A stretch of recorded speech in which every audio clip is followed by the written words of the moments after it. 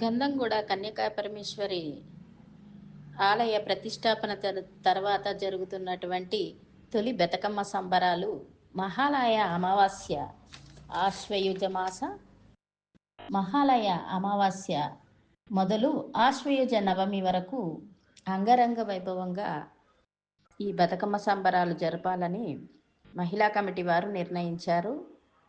దానికి ఆలయ కమిటీ వాళ్ళు అంగీకరించారు.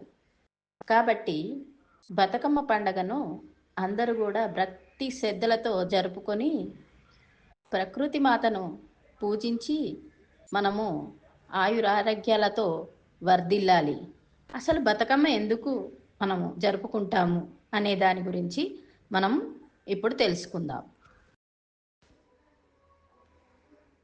దేశంలో ఎన్నో పండగలు ఉన్నాయి. సంస్కృతి సంప్రదాయాలు పెద్దపీట వేసే భారతదేశంలో పండగలకు విశిష్టత ఉంది. మన రాష్ట్రంలో కూడా అనేక పండగలు జరుపుకుంటాము. అయితే బతుకమ్మ పండగకు తెలంగాణలో విశిష్టత ఉంది.